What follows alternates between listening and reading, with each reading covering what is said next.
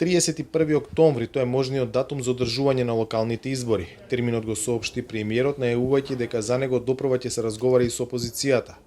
Тајмингот за избори на крајот на октомври е во игра за кампањата да не се поклопи со пописот кој треба да се одржи во септември.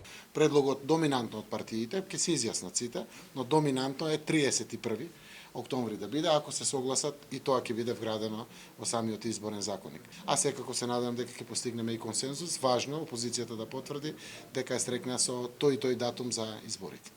Но опозицијата според денешната реакција не е среќна со овој датум.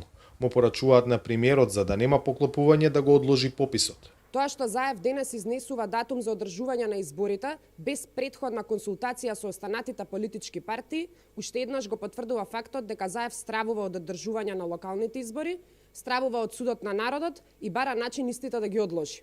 Ако неговиот аргумент е одржувањето на пописот, тогаш Заев може да го одложи пописот за месец ноември и со тоа ќе се испочитува уставот.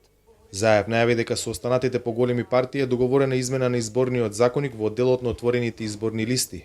Тврди дека иницијативата има поддршка и од опозицијската ВМРО ДПМН. Меѓу СДСМ, ВМРО ДПМН, ДУИ, Алијанс, Алтернатива има договор. Сега со малите партии за отворени листи.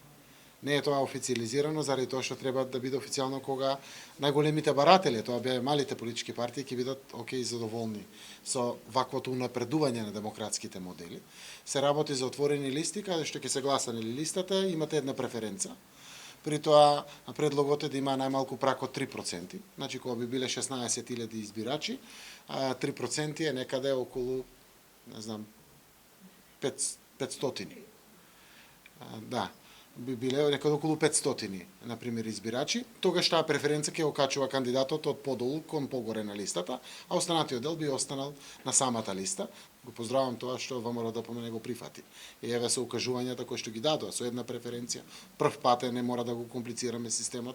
Заев вели дека има логика и начелна согласност за СДСМ и останатите коалициски партии, ДУИ, БЕСА, ДПА да имаат меѓусебна поддршка на локалните избори.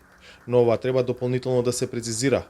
Заев веќе се видел со Билал Касами и со Мендук Тачи, а до крајот на неделата ќе се сретне и со Али Ахмети. Најави дека СДСМ ќе објави втората група на кандидати за градоначалници на крајот на јули или почетокот на август, а третата група ќе биде позната на крајот на август. За Гласот на Америка, од Скопје, Владимир Мирчевски.